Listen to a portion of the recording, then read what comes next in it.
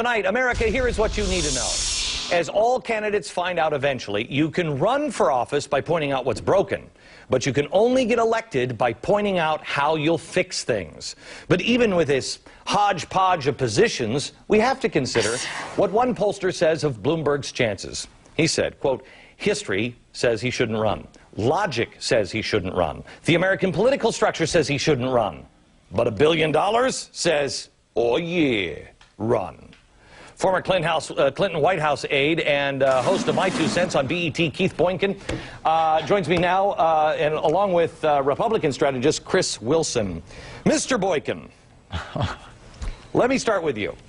First of all, let me change topics and go right to John Kerry endorsing not John Edwards, but Obama. What is that going to make any difference at all? Well, I think it'll give Barack Obama a little bit of enthusiasm in South Carolina and maybe Nevada, but John Kerry is yesterday's news for all intents and purposes. I don't think it's going to affect the Democratic base. I don't think it's going to affect Republicans. I think it's just a way to keep the momentum going after the news where Hillary won New Hampshire. And Chris, you feel the same way? I mean, do these endorsements really even mean anything anyway? Well, they don't. What he does bring that I think has a little bit of importance to it is a semblance of a structure that still exists. Now, there may be people who have no commitment to him or no loyalty left, but he can still contact them, he can still communicate with them, and that could bring something with it. Okay. Keith, back to you. Bloomberg. Ego is running this thing. I mean, I can't think of a single reason why this guy should run. There's no real opening for this guy, is there? I think you're right. I mean, I was surprised how critical you were of him, but you're exactly right. I voted for Mike Bloomberg when he ran for mayor here in New York City. I'm a Democrat. He was a Republican at the time, but I would never vote for him for president. Most New Yorkers would not vote for him for president. And the country, let me be honest with you, the country is not clamoring for another New York billionaire to come into the race and run things for us. It's just not going to happen. I've never seen that. I've just never seen it. I've never said to myself, geez, if I just had another really, really rich white guy to run things. And then, I mean, you say you're surprised on how anti-Bloomberg I am. Yeah. I mean, Chris, you want to go into it at all, his stance on guns and what he's doing with the Second Amendment? Well, and as a Republican, it's just, I actually am enjoying watching this because I don't think there's any question where his impact is going to have because of those stands that you mentioned, Glenn, and it's going to have he is not someone who appeals to Republicans. He's someone who appeals to, Keith voted for him for mayor, and he's going to have an appeal to Democrats, and that's because of those types of liberal stands he takes on issues. Yeah, you agree with that, Keith? Because, I mean, he's pro-gay marriage, pro-abortion rights, pro-gun control, and I mean serious gun control. He's against the death penalty. He's against lowering taxes. He's raised property taxes now 18% in Manhattan.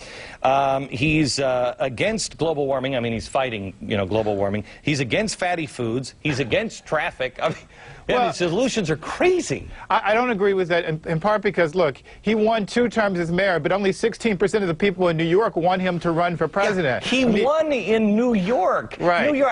How long have you lived in New York, Keith? I've lived here for 7 years now. Oh, see, that's too long. You got to get out across the river one time to time.